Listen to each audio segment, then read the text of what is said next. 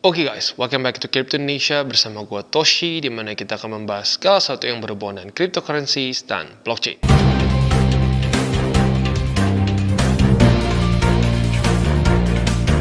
Oke, jadi pada hari ini guys, kita akan membahas mengenai satu hal yang gue cukup yakin terus kepikiran oleh lo, minimal yang memang peduli sama investasi lo di kripto ya, yaitu Bitcoin mau kemana sih ya.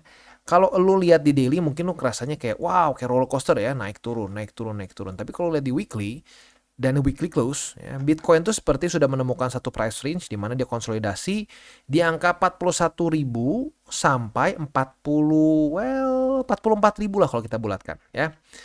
Nah, jadi ya di situ-situ aja begitu dari bulan ya, technically speaking kalau mulai masuk sih dari Desember awal sampai sekarang terus weekly close-nya di daerah situ-situ terus. Nah, pertanyaannya, ini bakal kemana nih? Kalau udah konsolidasi kan biasanya tuh antara lanjut nge-pump atau lanjut ngedump. Ya, nah itu tuh yang penting ya. Secara TA kita udah sering banget bahas ya, ada bull support band, ada lagi beberapa struktur di bawah dan seterusnya. Itu bukan fokus kita pada hari ini. Jadi fokus kita pada hari ini bukan TA, tapi lebih ke fundamental. Dan kalau kita ngomongin soal fundamental, Bitcoin di masa-masa ini apalagi kalau bukan halving ya. Buat lo yang nggak tahu, halving ini adalah pengurangan dari reward ya, mining reward di Bitcoin. Dikuranginya berapa? Setengah. Makanya namanya halving. Jadi apa?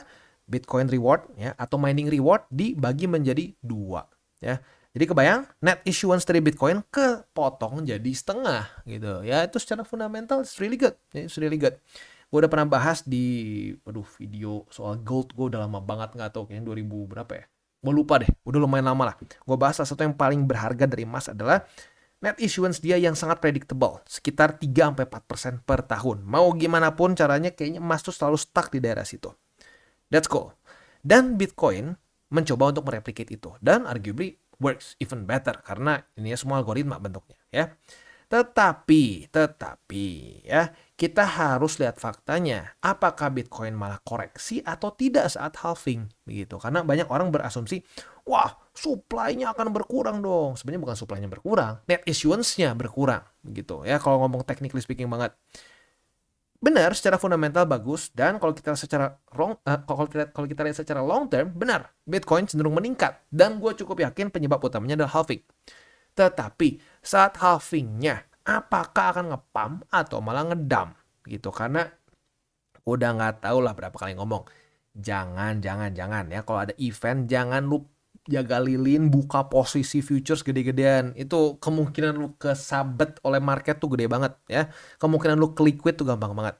Jadi sebelum masuk ke apapun itu, gue ingatkan jangan buka lilin pakai posisi futures yang gila-gilaan, mau short maupun long, no ya. Jadi ingat hati-hati di situ ya. Nah ini yang pertama. Yang kedua adalah kita ngomongin soal Jerome Powell ya, karena lagi-lagi ini juga fundamental besar ya. Kalau sampai Jerome Powell nggak motong-motong cut rates, itu juga akan merusak market, akan membuat liquidity nggak masuk ke market. Dan seperti yang kita tahu, liquidity adalah bensin utama dari risk on asset. Ya, Bitcoin tentunya masih masuk ke sana ya. Nah, yang ketiga kita akan membahas hal yang menyenangkan ya, hal yang bisa bikin kita cuan. Di mana Crypto ada event ya, event senilai 88.000 USD ya. Nah, gimana cara untuk ikutannya? Kita akan bahas nanti di belakang ya. Sekarang balik dulu lagi ke halving. Untuk halving ya, datanya gimana, Bang? Kita ambil data ya, ini bukan perasaan, bukan pakai, pokoknya benar-benar pure cold data ya. Kalau kita lihat di sini datanya dari Coinmetrics, ini dipost oleh CoinDesk ya. Ini adalah data halving. Halving, kita bilang halving 2020 ya. Halving 2016 dan 2012 ya. Dari 3 kali halving yang tercatat di sini, secara datanya apa yang terjadi? Di 2020 terjadi koreksi ya. Kalau mungkin lo nggak kelihatan, ini tuh koreksi ya, koreksi. Boom, tuh lihat. Kadang-kadang orang bias karena dia nggak ngerasain di sini, paling berapa 1%, 2%. Jangan salah. Kayak gini, kecil begini tuh kadang-kadang bisa belasan persen ya. Karena ini tuh adalah chart yang udah di ini apa namanya? Ada spesifik namanya sih gue lupa. Udah di sebentar. Namanya itu waduh gue lupa. Jadi pokoknya eksponensial. udah eksponensial gitu. Jadi itu menyebabkan kesannya kayak, oh nggak kerasa bang, ini mah kecil. Padahal pas kita cek, belasan persen ya. Nah itu yang pertama, koreksi. Yang kedua di sini ya di 2016 ini jatuhnya bukan koreksi, ini jatuhnya ngedam begitu. Ini bisa puluhan persen. Nah, yang ketiga apa yang terjadi? Dia itu terjadi malah peningkatan, rally, konsolidasi, pam. Nah, secara statistik ya kita ini belajar dari SD lah. Ini berarti berapa besar kemungkinan kita untuk ngepump? 1/3 berarti ya chance untuk Bitcoin ngepump. Untuk ngedam atau jangan ngedam lah, koreksi ya, koreksi signifikan berapa? 2/3. Jadi secara data biasnya cenderung ke bearish. Saat halving orang banyak ekspektasinya terlalu fantastis bombastis dari cycle ke cycle yang menyebabkan apa? Bukannya malah rally, bukannya ngepump, malah koreksi begitu. Dan biasanya apa? Orang pengen nge-front running dulu ya. Udah deket halving. Naik. Taunya nggak kemana-mana. Di sini juga nih bahkan dari COVID crash, wah naik. Tiba-tiba apa? Loh kok nggak kemana-mana? Koreksi dah ya. Tapi untungnya waktu sini koreksinya nggak terlalu dalam. Jadi lagi-lagi ini satu fundamental, bukan fundamental, tapi satu psikologi market yang terulang berkali-kali begitu. Jadi ya harus siap-siap secara data ya, secara data Bitcoin cenderung koreksi setelah halving. Nah, yang kedua, ini juga nggak kalah penting ya. Ini bisa saja mengubah statistik ini apabila tiba-tiba Jerome Powell menyatakan bahwa oke, kita bulan April akan cut rates dan juga akan printing money. Ya, kita akan bikin stimulus besar-besaran untuk Amerika. Itu mungkin saja bisa seperti di sini ya. Tetapi sayangnya ya, kita harus ambil faktanya. At least sampai pembuatan video ini, Jerome Powell berubah menjadi hawkish lagi setelah dovish. Di awal tahun di Januari dia bilang sepertinya harus cut rate sebelum 2%. Wah, udah happy tuh market ya. Tiba-tiba Februari ini Jerome Powell menyatakan bahwa kita akan lebih berhati-hati dalam rate cuts dan probably akan lebih sedikit dibandingkan dengan market ekspektasi market. Lah, berubah ya. Cuma sebulan berubah. Jadi memang Jerome Powell kayaknya sedikit galau dalam beberapa bulan ini ya. Tapi lagi-lagi kita harus lihat faktanya nanti. Waktu sudah dekat-dekat ke Maret, April, apakah Jerome Powell mulai berubah lagi nadanya jadi dovish lagi? We'll see. Tapi yang menjadi penentuan adalah nanti ya tindakannya. Apakah dia akan terjadi cutting rates atau tidak. Dan bukan cuma cutting rates sebenarnya. Kalau kita pengen BTC kayak gini ya, pengen nge-pump lagi kayak gini di masa-masa ini, ya kita harus bukan cuma mendapatkan cut rates tapi juga harus mendapatkan QE dan mendapatkan stimulus besar-besaran seperti di 2020 ya. Karena di 2020 ini salah satu penyebab dia bisa mulai rally lagi adalah karena US gila-gilaan printing money ya. Jadi itu beberapa hal yang harus kita pertimbangkan.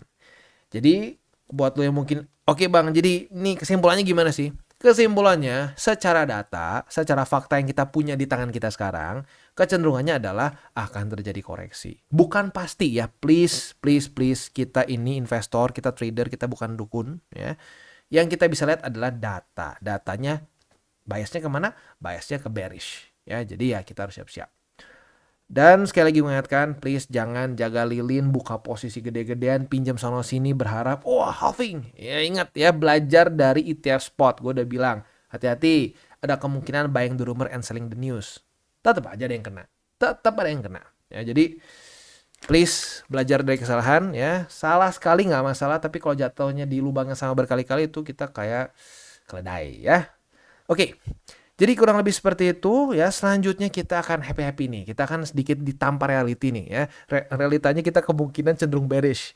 Nah sekarang kita akan bahas dulu mengenai promo dari Crit ya. Seperti apa kita akan bahas sekarang detailnya. Oke, dan seperti yang gue sudah sedikit bahas di depan, Crit ada event ya. Price poolnya senilai 88.000 USD. Itu artinya 1 miliar lebih ya. Caranya seperti apa? Simple banget, kita tinggal merefer teman kita untuk pakai Crit dan kita bisa earn 8 USDT, bentuknya bukan kredit, bisa lu WD ya. Gimana caranya? Langsung saja kita bahas. Yang pertama adalah kita bisa menginvite teman kita untuk register di Crit dengan referral link kita. Gitu. Jadi pastikan lu udah punya dulu akun. Buat lu yang belum punya akun di Crit bisa menggunakan link referral kita di bawah ya. Setelah itu setelah temen lu KYC dan make 0,3 SOL deposit ya. Nah, setiap lu reach si SOL spot ini melebihi dari volumenya 1000 USD, lu akan mendapatkan 8 USDT payout dalam 2 hari. Gitu ya. Jadi very simple ya. Tinggal kita ajak teman kita pakai Crit ya. Dia KYC dan deposit Solana sebesar 0,3 SOL dan reach SOL spot trading sampai 1000 USD saja. Sesimpel itu ya. Nah, jadi kurang lebih seperti itu gambarannya. Ini maximum referee untuk per user adalah kita itu 200 orang ya, hanya 200 orang saja. Dan pastikan kalian sudah melakukan verifikasi dan juga melakukan deposit amount yang lebih dari 0,3 Solana dan cumulative transaction amount-nya itu lebih dari 1000 USDT. Event ini berlangsung dari tanggal 5 Februari sampai tanggal 5 Maret. Jadi waktunya masih cukup panjang. Ya, sekali lagi price pool-nya itu senilai 88.000 USD. Kasarnya berapa ya? 1,2, 1,3 M ya. Jadi harusnya sih bisa kebagian buat lu yang belum pakai Crit ya. Itu buat event yang pertama. Nah, yang kedua ada juga Crit bonus. Nah, Crit bonus ini kita bisa mendapatkan welcome bonus lah maksudnya ya, sebesar 4.000 lebih 58 USD. Caranya seperti apa? Gampang banget.